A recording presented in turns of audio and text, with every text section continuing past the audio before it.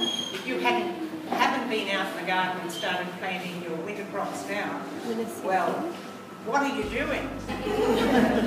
I have all my corn standing up, very tall, reaching for the sun. We haven't had much sun for the last 2 weeks in Innisfail.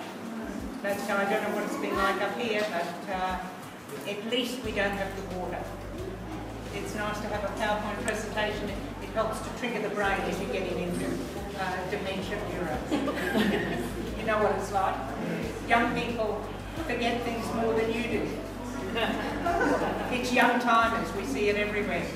But if we changed our diet, the reason why we can remember more than they can remember, the young ones, is because we didn't grow up on processed foods.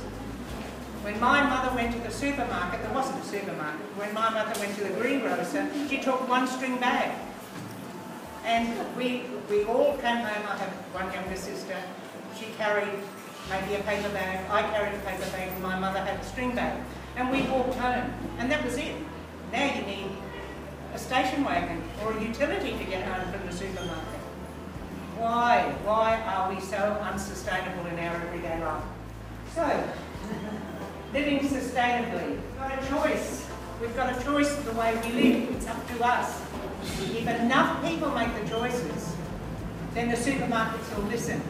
We go into the supermarkets and everything's packaged in unsustainable plastic packages which cost a fortune.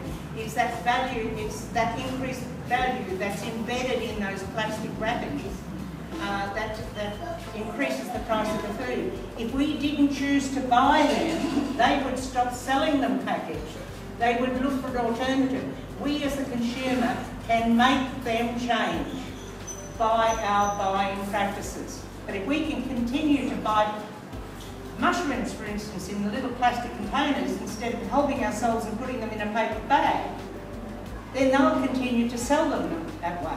And that's everything. So it's up to us to make them change because we have the power, the buying power, and we dictate what is sold. So we need to look at how we live. We need to look at biodiversity in the choices. We need to look at our family's activity, how much of our activity is spent outdoors. Do you know, I have people who come to the nursery and I say to them, well, you should plant that on the morning sun side of the house. And I said, oh, where does the morning sun come up? They really have never been out to look to see how their house is orientated. So, you know, there's just this total disconnect, the modern family with the natural world. It's really a worry. At the moment, before the Queensland Parliament, is legislation talking about clearing trees. It's the Vegetation Management Amendment Bill. We need to speak to our local politician to tell them we want that bill passed. We want to support Anastasia Palaszczuk in retaining the vegetation. We need the vegetation in riparian areas along rivers and creeks. The earth needs trees to breathe. So it's up to us. If we want changes, if we want unfettered clearing of land, then we stay silent, because that's what will happen. The vested interest will always win. But you have the power of vote, your vote. And if you make enough noise, politicians will change. And so we need to talk to our politicians about vegetation management. We need to look at what's happening on our beaches. Our beaches are really important biodiverse areas. They're not areas for driving cars. They're habitats that are interdependent with the ocean and with the life in the ocean, with our food, with our fish. So much of the world depends on fish, on protein from the oceans. And if we bugger up our beaches and our mangroves, then we lose the major fish habitat areas, the nurseries for fish. Our children to wander on the beach and pick up little crabs and wonder at it and enjoy it. We need a balanced life. We need to balance our economy with sustainability and with the environment. unless we have balance, oh well, what do we have? Days where we can't go outside because the pollution's too great? What's our footprint? What's your footprint? Think about your own footprint and how you can change your footprint, whether it's by choosing mushrooms in paper bags instead of plastic, whether it's in buying from stores that sell ethical products. There's a whole range of things where you can change your footprint on the earth. Walking to the shop instead of taking the car. Planting a vegetable garden. Growing green and eating green. Our health is the most important asset we have. If we don't look after our health, not only is it unsustainable to us, it's unsustainable to the government. Health costs are growing at around 23% a year. We can't keep that up forever. We've got a sickness epidemic out there. Well, how do we get started on the garden? If you have pets, you need to exclude them because you can't have a good veggie garden with pets running around and all over it. And so you need to fence the garden, and fencing is great simply because it gives you vertical structures to grow crops on. You need to utilise all your vertical areas in the garden. We need to improve the soil, add mulch. Plant seeds. You don't go to the supermarket or nurseries like mine and buy seedlings. It's far too expensive. Plan ahead, buy organic seed and grow it yourself. Seed Savers Network. Seed Savers. Seed Savers. Yeah. Seed Savers linked with Seed Savers. It's wonderful. I have collected a lot of seed from old Italian gardeners in the Innisfail area. They brought the seed out 100 or so years ago. And I have a wonderful lettuce. The lady who gave it to me has died, and her children never collected it. But now I'm able to give that seed back to them. They all of a sudden become interested in gardening. And that seed would have been lost if she hadn't given me some, and I kept it. There's a heritage, there's a part of the culture of the Italian community in those seedlings, and we need to look after the seed of the older gardeners who collected them. So we need to learn how to monitor pests, to recognise pests. You all need to become amateur entomologists. And then harvesting. Harvesting has to be done regularly and early in the morning. Early in the morning is always the best. And then you replant. And you need to think about rotation when you replant. Planning your garden. Planning, making compost teas, setting out your garden so you've got your rotation right, and just getting everything planned. Sit down, it's fun, do it with the kids. They've all got IT skills now. You can do it on an iPad.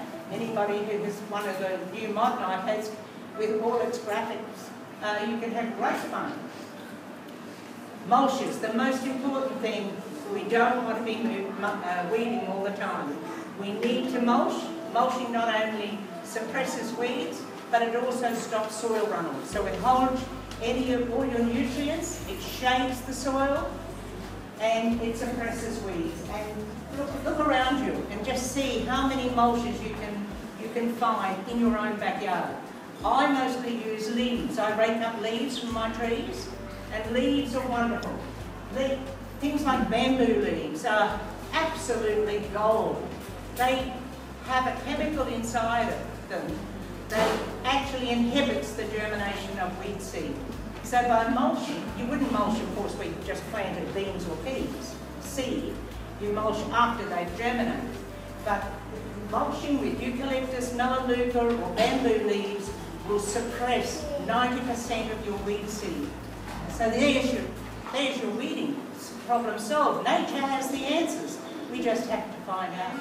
Getting everything ready and having a biodiverse system. Put in a little pond. It'll encourage frogs. The frogs will eat a lot of insects.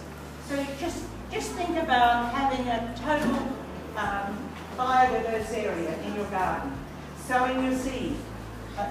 Different seeds need different depth when you sow them. The bigger the seed, the deeper they go, as a general rule of thumb. I use eggshells. If anybody's planted seed and they've all come up and you said, oh, hooray! And then the next morning they're all gone. The cutworm comes along. How can you stop the cutworm? Don't go out and buy expensive chemicals. What do you do with your eggshells? Put them in the oven after you've taken a roast out. Don't cook them in the oven, they'll stink the house out. But put them in the oven, and the latent heat in the oven will be enough to crisp them up. When you have a whole bowl of eggshells, stick them in a plastic bag and put the rolling pin over them. They form little sharp shards which no self-respecting cutworm will run across. So just sprinkle all along your seedling beds with cooked eggshells, and you will no longer have problems with cutworm. Rotation of crops, I keep on talking about rotation of crops. It's so important, particularly with members of the deadly nightshade family. They are tomatoes, capsicums, eggplants and potatoes. If you rotate them with members of the cabbage family, you will have great success, because the cabbages have sulphur in their root systems which help to sterilise the soil, to fumigate the soil. Nature has a way of self-fumigating the soil. So you never plant tomatoes in the same bed year after year. You change, you rotate every year with something that has sulphur in it. So you've got Chinese cabbage, European cabbage, broccoli. There's a whole range of different ones of the brassica family that you can use to rotate with members of the deadly nightshade family. Provide the right conditions and positions for your crops. Chocos need a good trellis. An overhead trellis is really good to grow it up. Chicory. Chicory is a perennial. I love chicory. It will withstand the heavy rain, the downpours we've had recently. In winter it turns red, wonderful red and sweet. It's got a lovely lemony flavour in the leaves. You cut out the soft part and it will regrow again. So you only have to plant it once in the season. But the secret to making a really good, delicious salad is a salad dryer, a salad spinner. Dry the leaves and then make up your oil and garlic and whatever else you want to put, a little bit of honey in the dressing with lots of pepper and salt, and put it over the dry leaves, and that is absolutely delicious and nutritious. Dog wire frame is best for planters because you can put your hands through them. Nothing worse than having a cucumber that's been caught in a little bit of chicken wire. So dog wire is the easiest if you're going to use trellising in the garden. So looking for vegetables that will tolerate light. Diet is another. These Italian vegetables, Cicoria, Endivia, the Italian lettuce, they're all really good. Tatsoi is better than pak choi for withstanding insects. So I grow tatsoi early and late in the season, and pak choi through the winter months when the insects aren't so bad. Cabbages. So every grub in the world eats cabbages.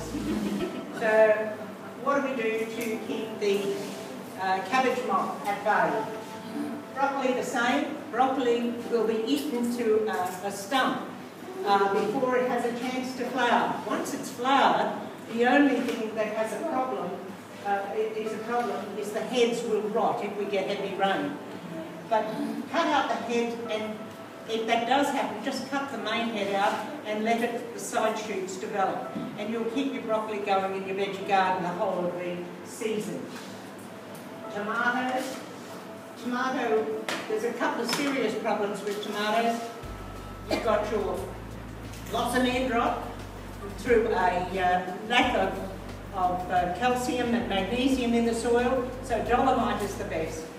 Tomatoes like an alkaline soil, so side dress with dolomite regularly on your tomatoes to stop blossom end rot, to prevent the little tomato cutworm entering the tomatoes, spray the fruit every week with a teaspoon of eucalyptus oil in a teaspoon of detergent in a litre of water, and that will repel the moth from laying her eggs on the tomatoes. So from when they're just as marble size, if you spray the fruit, you don't spray the leaves, you spray the fruit only with eucalyptus oil and detergent. The detergent acts as a sticker, and you don't need to, you will not have any trouble.